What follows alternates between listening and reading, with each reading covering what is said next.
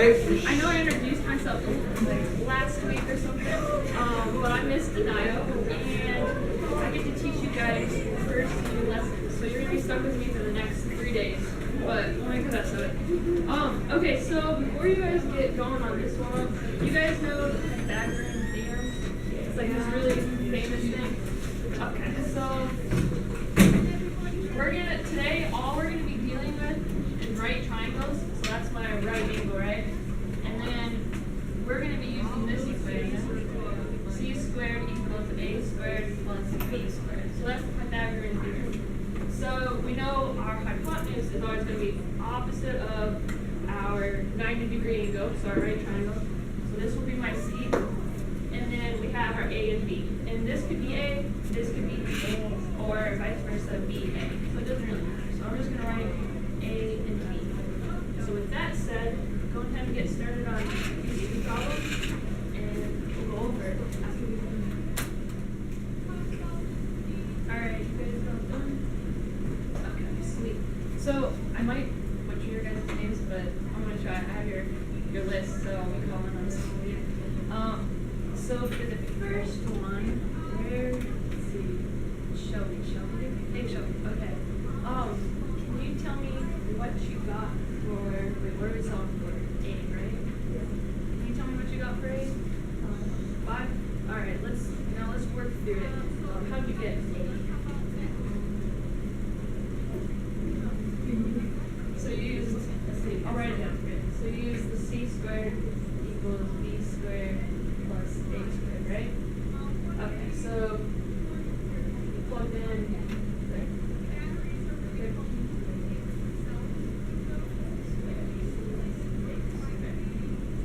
And then what did you do? So you got 169, 144 plus 8. So 169, 144. And what did you get this? 25. Square root of 25? 5. A equals 5. Alright, sweet. So, let's see. It's Nicholas here. Hey, Nicholas. Now you solved for C squared, right? C? What'd you get for C?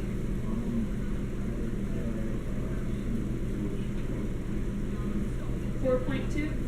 Oh yeah, I forgot to tell you guys, leave it in simple radical form. So let's do this one. I'll do this one with you. Okay, so here's our equation again. Okay, so we have our C squared equals 3 squared plus 3 squared. 3 squared is 9, right? 9 plus 9, 18. Now we're going to square root, so we're going to end up getting square root of 18. So to simplify that, we got to find like a perfect square that goes into it. So what's a perfect square that goes into that? 9? 16? We got to find something that multiplies to get 18. So like 3, right? You got 3? So we know that a perfect square is 9, which is 3 times the square root of 2. So 9 times 2 is 18. That gives us that simplifies to be 3 square root of 2. Alright, sweet. So good work on that, guys. Okay. So keep in mind the Pythagorean theorem. That'll be coming handy for you guys and later on in this section. Go ahead and take out your notes. We're going to be copying down a lot of stuff today. It's kind of important.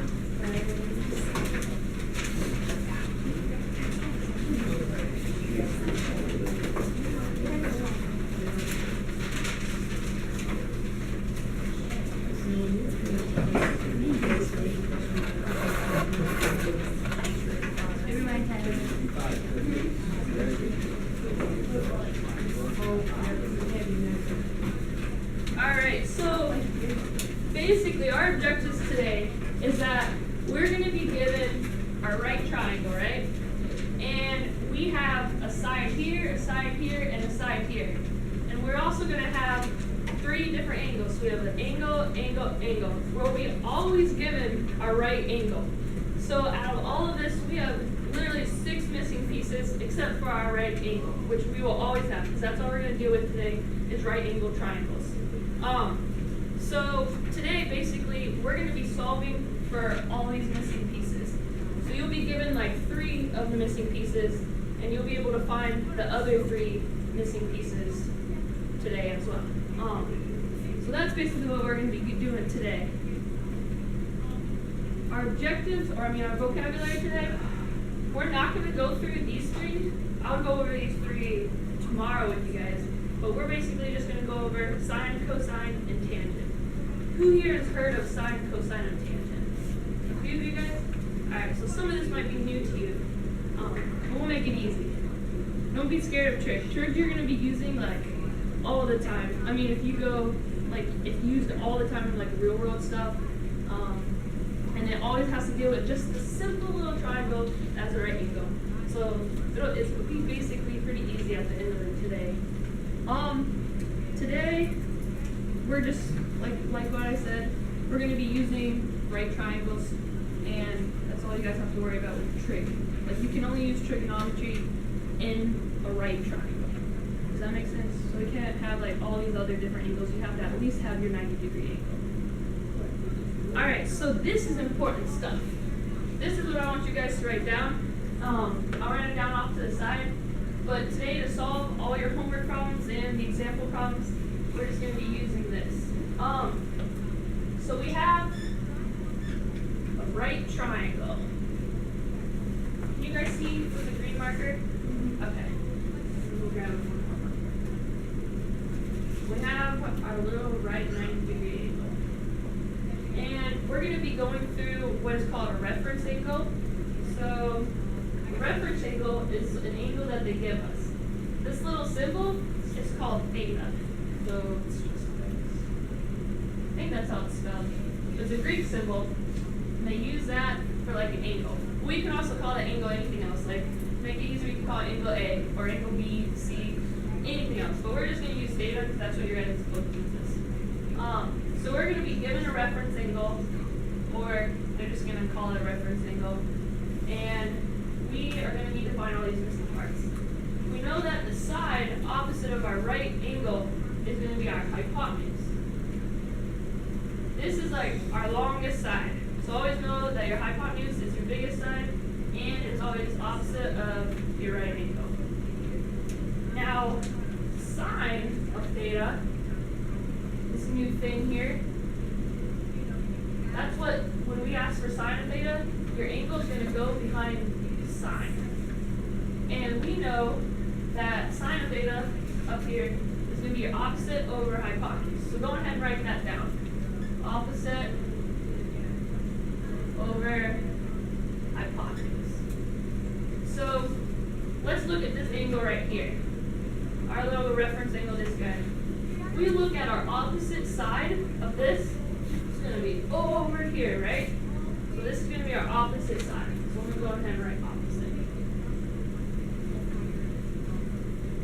So that's sine. Sine of theta. We'll get more into that a little later. Now let's look at cosine. So cosine of theta is said to be adjacent over hypotenuse.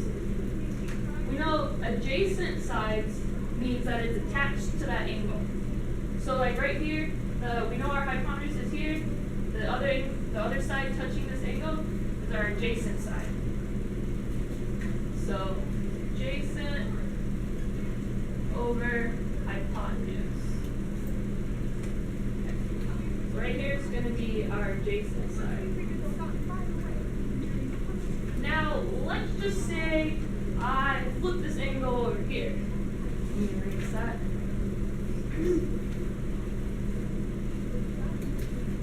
So here is now our reference angle up to this top corner right here. Okay. Now our opposite side is now going to be down here. So this is going to be now officially our opposite side. as you can see, our hypotenuse stays the same. So our hypotenuse will always just stay alongside opposite of this 90-degree angle. And now our new adjacent side is attached to that. So, are there any questions so far? None? Okay. I'll leave this stuff up right now. But let's talk about the other one. Tangent, you'll see a few times. Today, I don't think you'll see it, but it might be in your homework. Tangent of theta doesn't use the hypotenuse. It uses adjacent side and hypotenuse, or opposite side. So, our tangent of theta is just going to be opposite over adjacent. And this is basically all we're going to kind of learn today. So make sure you have those notes down. And then, real quick, there's like a little trick that you guys can choose to use or not use. But there's this thing called SOHCAHTOA. Have you guys heard of that? Yeah, so we have, let me make sure I spell this right.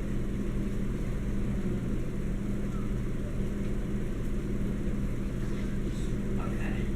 So if you guys can't remember, no, it's today. July. Yeah. I get the J. Wow. Alright guys, hey, I let's saw go him ahead and at get judging. started on your problem today. You just find the 6 trig functions. Got a birthday. Yep.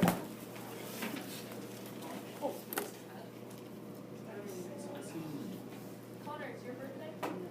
No. Yeah. It's his birthday. Hermie, My it's your birthday's birthday? in July. Oh, okay. It's got a while.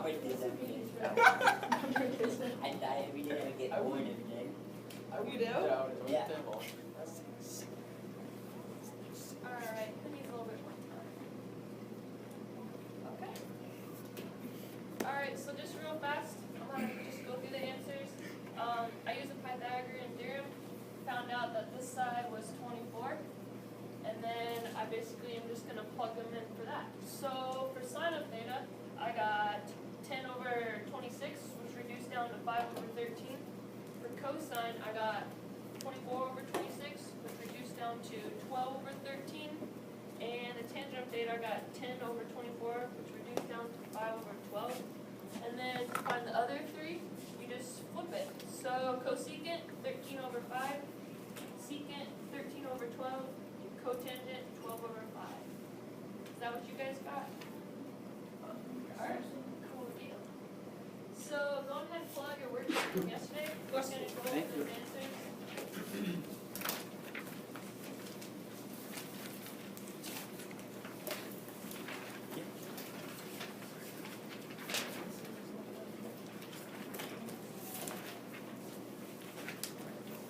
Alright, so for number 1, we're supposed to find the sine, cosine, and tangent of each of these little triangles. So for 1, the sine theta, I got 48 over 50, which reduced down to 24 over 25. Cosine of theta, I got 14 over 50, which reduced down to 7 over 25. And tangent of theta, I got 48 over 14, which reduced down to 24 over 7. For number 2, I got the sine to be 3 over 5, cosine 4 over 5, tangent 3 over 4. For number 3, I got the sine to be 9 over 41, cosine 40 over 41, tangent 9 over 40. For number 4, sine is 12 over 13, cosine 5 over 13, tangent 12 over 5. Alright, for number 5, we're supposed to find the value of x. For part A, figure out which function you're going to use. You're going to be using cosine. We'll substitute that in. So cosine of 45 will just be x over 12 times the square root of 2.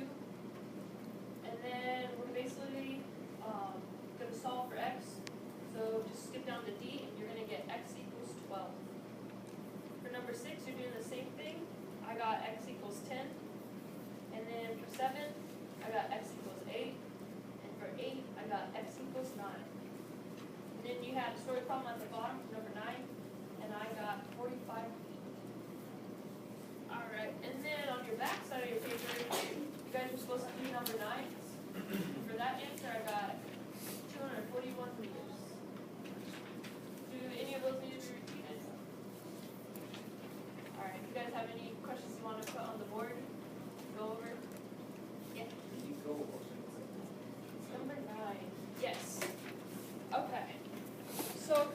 belt leads from the ground to a barn door 20 feet high. The angle between the belt and the ground is 32 degrees. What is the length of the conveyor belt to the nearest foot? So first thing you want to do is draw your picture. So I have a conveyor belt that I know that I'm trying to find. And it's X distance from the door. So here's my door. This is my barn door. And we know that barn door is 24 feet high. This is 24 feet. And we know that the angle between the belt and the ground to the top of the door is going to be 32 degrees. So this angle is going to be our reference angle. Alright, so we know we have our opposite side, right? And we're trying to find our adjacent side. So looking at our trig functions, we're going to be using tangent, because we know our opposite, and we're trying to find our adjacent. So,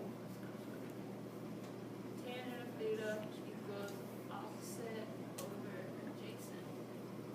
We plug that in. Actually, The X is at the hypotenuse. oh yeah, good catch. Yeah. So I was like, shoot. Okay. So our X was the length of the conveyor belt to the nearest foot. So opposite over hypotenuse. X is here, right? Okay.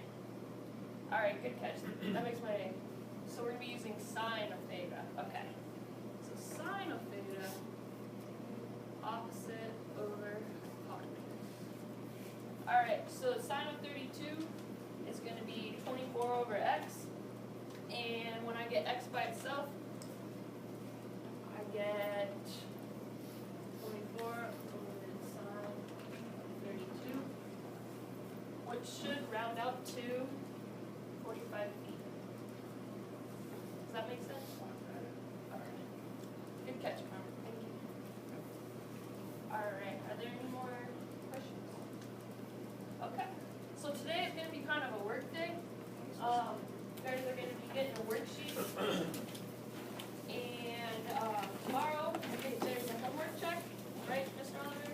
Homework check, and then you also are going to be going over the worksheet and having a quiz. So, actually, your worksheet answers are going to be up here. So when you guys finish your worksheet, don't come copy the answers, but try it. And then your answers will be up here so you can double check it. So I'm going to give you guys that worksheet. Look at it, there's a hole. Look at my phone. Why is that so funny? I was being serious. There's a hole.